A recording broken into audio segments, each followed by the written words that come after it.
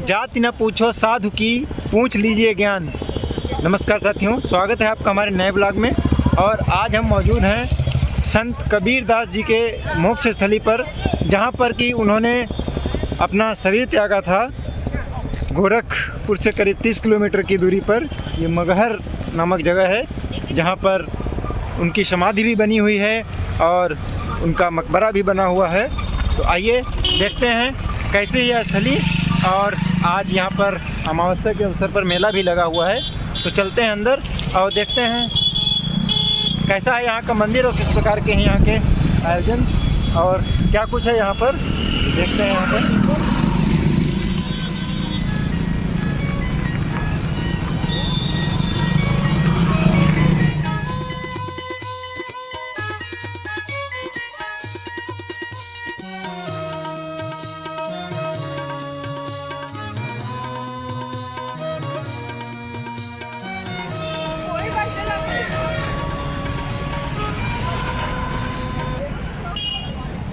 जैसा कि यहाँ पर आज मेले का दिन है और यहाँ पर ठीक मेले के सामने भारी संख्या में यहाँ पर दुकानें हैं खजले की।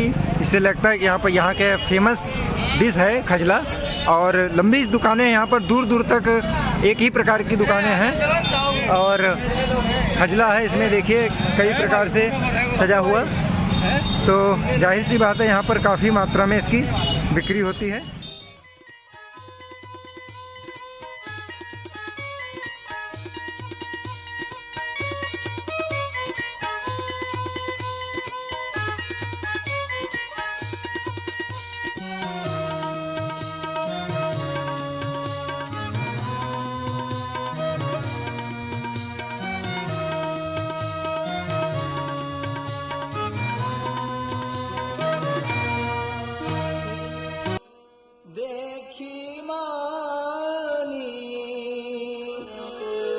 जो की त्यों चादर लौटाई, ढाई अक्षर पढ़कर पंडित बनने की प्रतिभा दिखलाई। मोहन शाह में सोए हैं जो, उनको तुम झकझोर जगा दो। प्यार जगा कर सबके मन में, सबको जीवन नीति सिखा दो।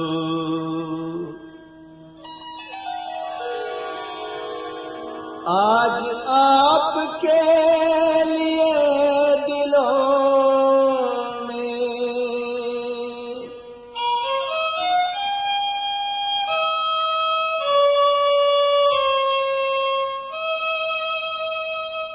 आज आपके लिए दिलों में उमड़ रहा अनुराग। फिर से जाग रे कबीरा जाग, जाग रे कबीरा जाग। आज आपके लिए दिलों में उमड़ रहा अनुराग। फिर से जाग रे कबीरा जाग, जाग रे कबीरा जाग, जाग रे कबीरा जाग, जाग रे कबीरा जाग।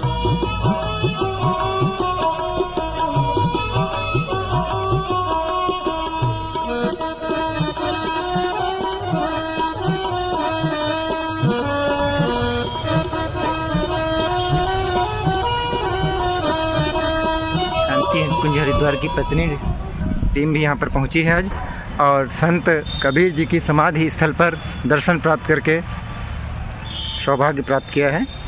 और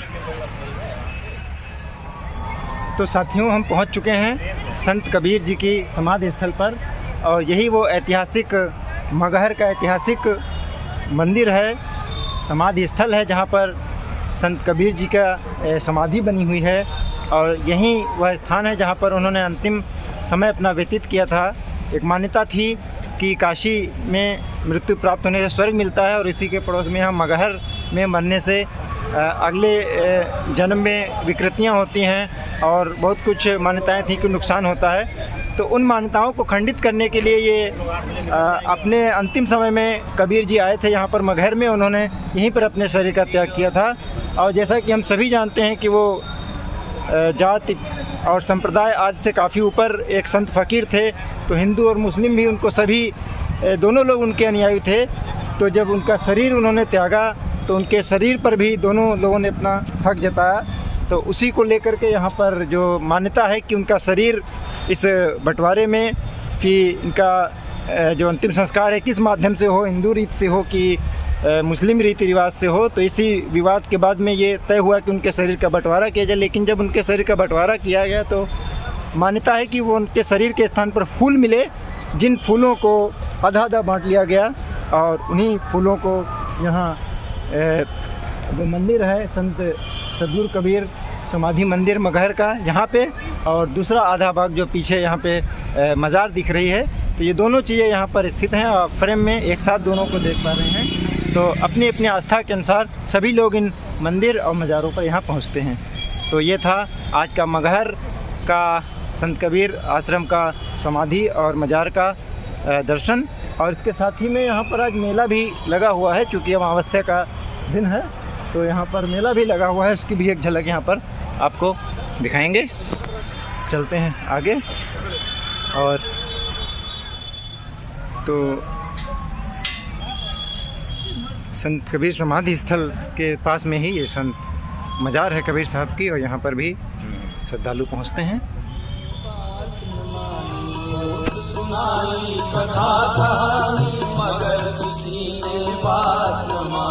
सब अपनी सफेद चादर में हो, सब अपनी सफेद चादर में लगा रहे हैं दाग। फिर से जाग रे कबीरा जाग, जाग रे कबीरा जाग। आज आपके लिए दिलों में उमड़ रहा अनुराग। फिर से जाग रे कबीरा जाग, जाग रे कबीरा जाग, जाग रे कबीरा जाग, जाग रे कबीरा जाग।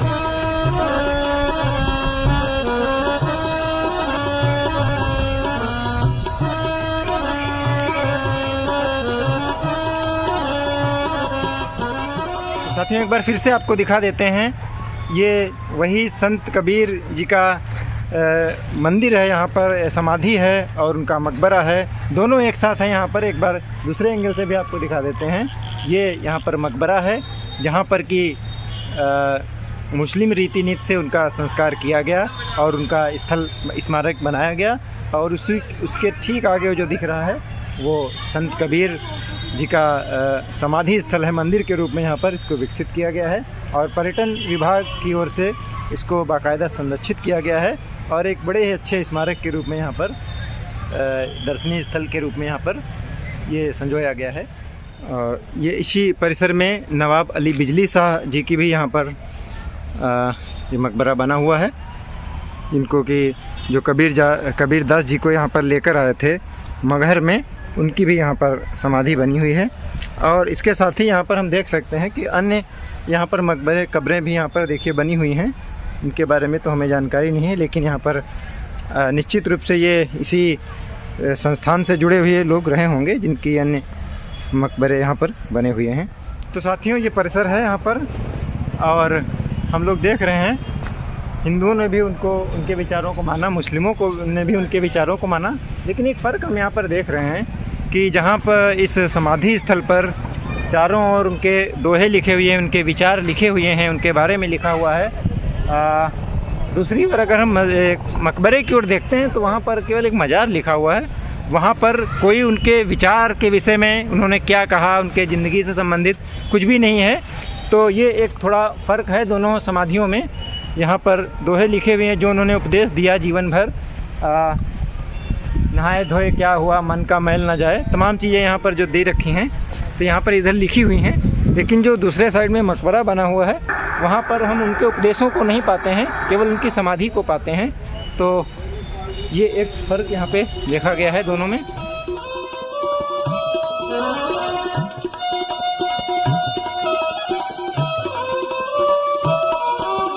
छापा तिलक लगाने वाले, पोथी पाठ पढ़ाने वाले, छापा तिलक लगाने वाले, पोथी पाठ पढ़ाने वाले, गीता ज्ञान सुनाने वाले, तन के उजले मन के काले, गीता ज्ञान सुनाने वाले, तन के उजले मन के काले, हंस बने बैठे ऊपर से हो,